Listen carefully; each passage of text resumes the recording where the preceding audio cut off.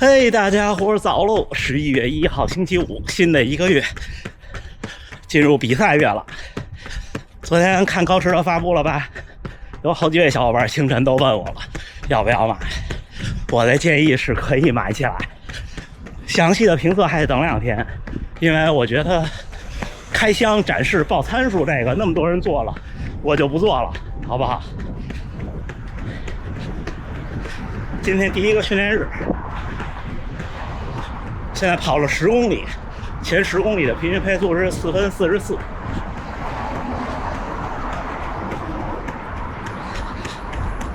今天接着跟大家聊马拉松比赛，一会儿换个视角聊，加油加油！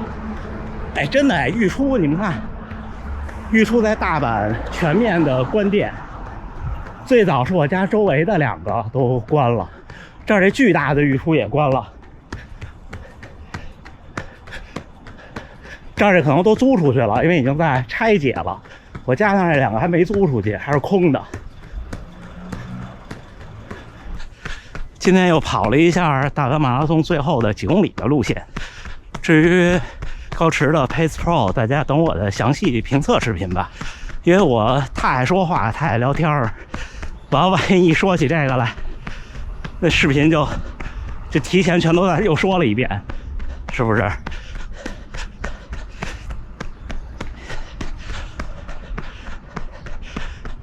今天是周五，今天一天，明天一天，然后后天就是北京、西安、杭州、纽约等等吧，一些比赛了。我这2天发文章在说比赛周，反正不管您有没有降低碳水，今天就可以足吃1天。但是注意啊，注意，第一，少吃粗粮了；第二是少吃油。然后第3，足吃也别顿顿吃撑了，你就把碳水吃够了就好了。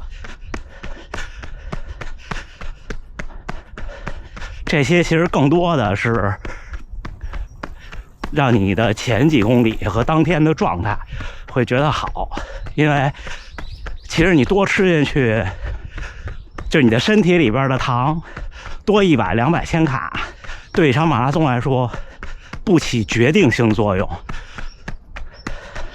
只是让你一开始觉得能起得来。起跑的时候，这是我个人的感觉啊，不一定科学。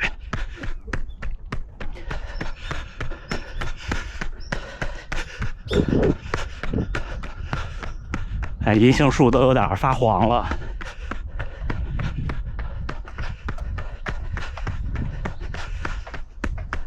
先跟大家分享一个神户马拉松的事情，因为我看也有国内的小伙伴来跑。我告诉大家一个消息，就是如果你跑到年龄组的前10名，或者是整场比赛的前200名，明年的神户马拉松有2个福利。第一个福利是免抽签儿，这还行，不算什么。第2个福利特厉害，就是你会获得一个印着名字的号码布，就跟专业运动员一样。年龄组前10名我没戏，但是大黑原先生说，差不多去年的第200名是2小时47分多。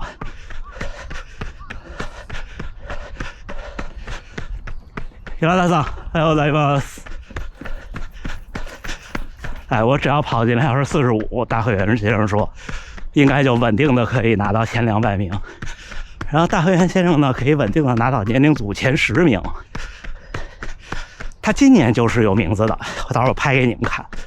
所以来参加的小伙伴们，你们要能拿下，明年接着来。而且明年说是赛道会优化，没有最后的那个坡了。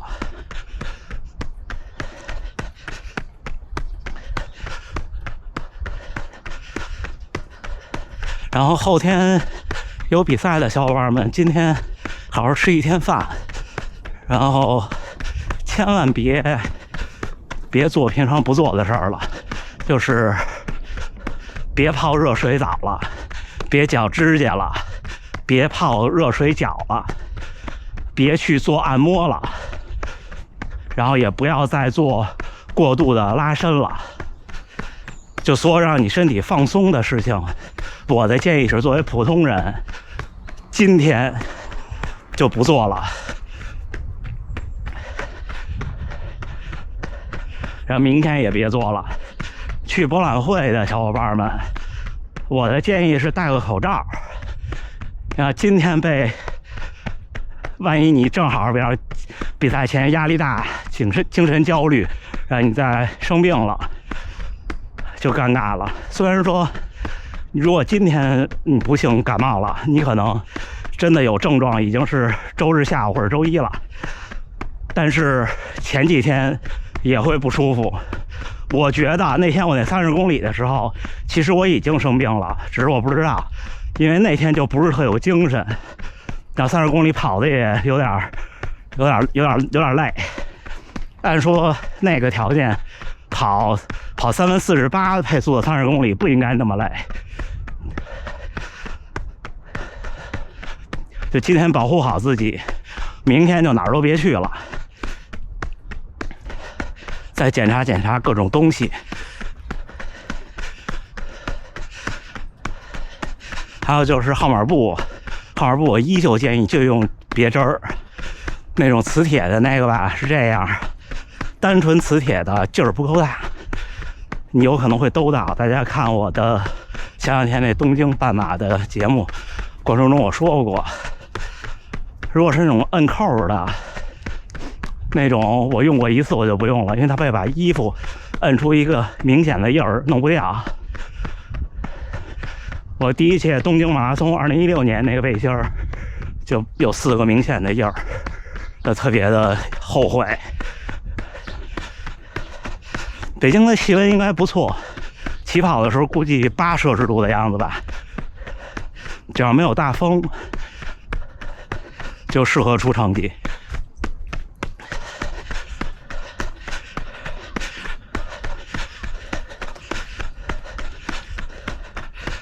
然后昨天有朋友也是做自媒体的去纽约，我跟他说，我说纽约起点一定带保温毯。他问我有没有那么夸张啊？我给他发了几组纽约时候我拍的起点的照片，哎呀，跟难民营一样。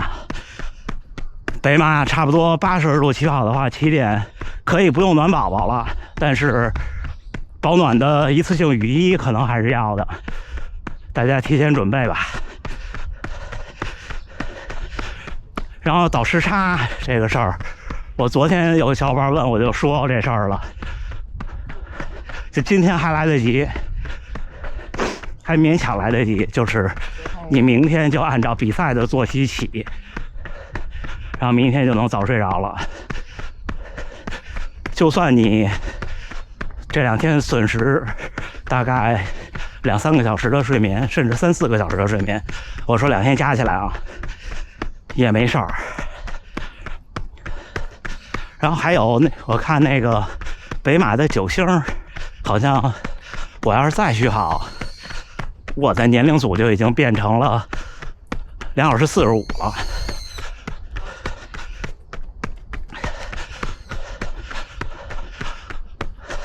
还是2小时50啊，我不记得了。反正对，是应该变成2小时50了。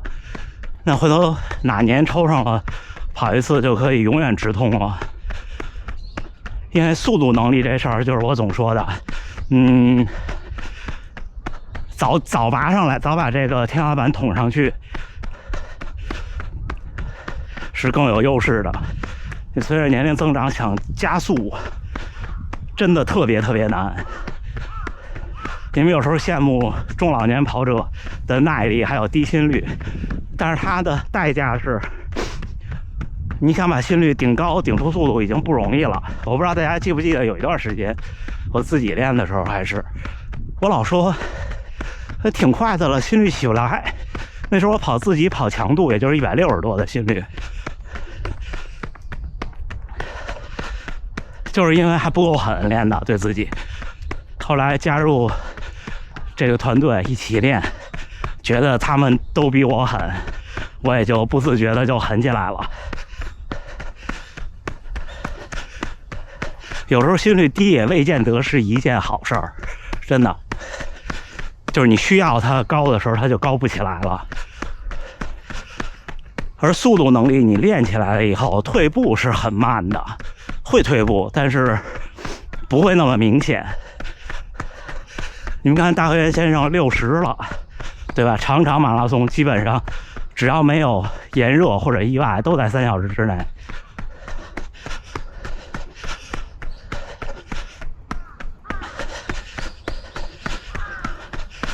然后还有小伙伴问马拉松的配速，我还是那句话，直播的时候我也总说。Hello， 大家，我觉得任何时候，只要你跑出了负分割或者负配速，都说明还能跑得更快，这是第一。第二是，如果你心里有一个目标成绩，我举个例子，比方说你要跑进2小时50，那就是要跑到3分59平均配速。哎的，那么在全马赛场上，你最多有不到2公里的距离可以稍微慢一点，就是或者这么说，你在前2公里的时候可以平均跑在4分10甚至4分15，但是如果你到5公里的时候，你比你计划的5公里的时间，咱们还拿这个2小时50举例，你如果正常情况下5公里的话，应该是19分55以内，这样你就达标了。那如果前5公里跑完以后，你发现是20分10，就差了15秒或者更多，那你就要想办法了，这场比赛可能就很艰难了，因为看起来是15秒，你追不回来的。你到比赛的时候，你每公里能快2秒，你的身体压力就觉得大好多好多，而且那是42公里。如果是半马比赛，那就更要求更高，因为你看我的半马的 PB 现在1小时16分24，那么平均配速是3分36到3分37之间，可能是3分36.6几，大概吧。那如果我的前2公里加起来慢了10秒的话，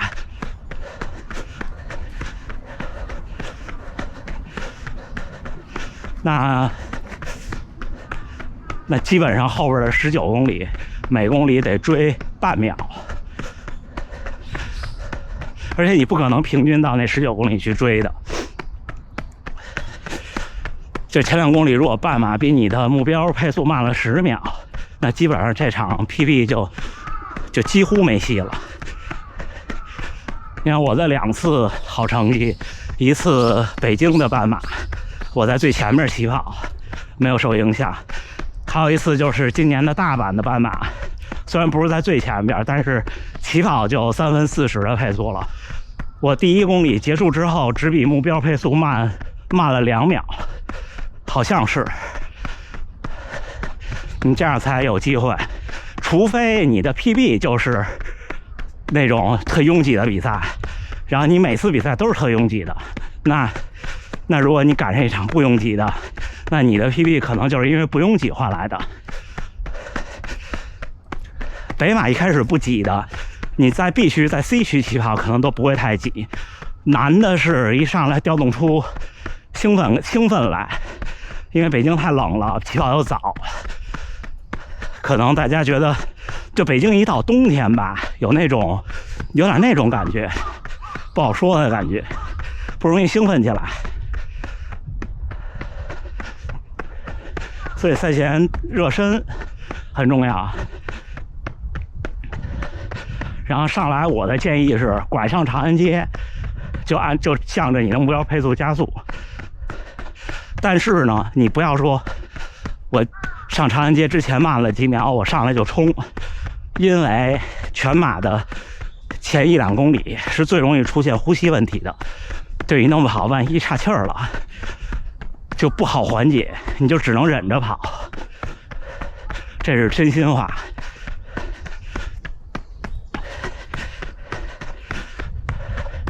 你差不多什么时候可以觉得放心了呢？你跑到哪儿？跑到西单那路口，如果你还稳定，配速也上来了，也是稳定的，没有比计划慢太多，可能几秒之间，这时候你就可以放心了，你可以加速，因为很快你面临着就是军博那一片的喝水的地儿。5公里喝不喝水这个事儿呢，我的建议是看人多不多。你要拿水不方便，5公里可以放，可以7.5公里喝第一次，因为这个气温前几公里你不会太渴。行吧，这2天就没有什么中心思想了。今天也说了说赛前和开始比赛的配速，明天没准跟大家聊聊起点或者哪儿的经验，好不好？那就这么着，训练后见，加油加油！11月1号星期五清晨7点09，第一个训练日训练结束，还是一个半程马拉松，平均配速4分45，心率141。今天没跑30公里的原因是这周的平天先生的早训练安排在了周日，因为明天预报一整天有雨。周日的计划是4分配的30公里，有3个组别，4分15，好像是4分30，不记得了。我不确定要不要跑30公里，因为周日已经是3号了，距离比赛只有14天，就是2周的时间。我一般不会在比赛前2周还跑30公里，我可能是20或者是25，就是跟到他们20或者25，4分配的配速很合适。就是还有2周的时候，不管你是跑30、25还是20，都不建议再跑比比赛配速快太多，或者甚至是比赛配速的强度了。就是我不，比方说我的比赛配速是3分46，那我不太会去跑3分46的20公里了，可能会跑3分40以内的10公里，差不多就是这样。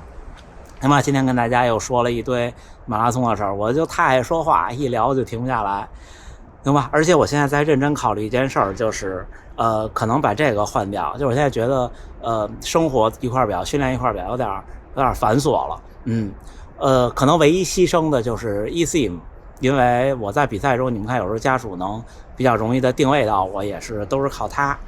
这个我只能再想办法。这边比赛的追踪倒是还挺及时，到时候再跟大家在详细的评测节目里跟大家说，好吗？那这么着，最后还是祝大家能努力生活，健康平安，周末有比赛，小伙伴们一切顺利，咱们明天再见。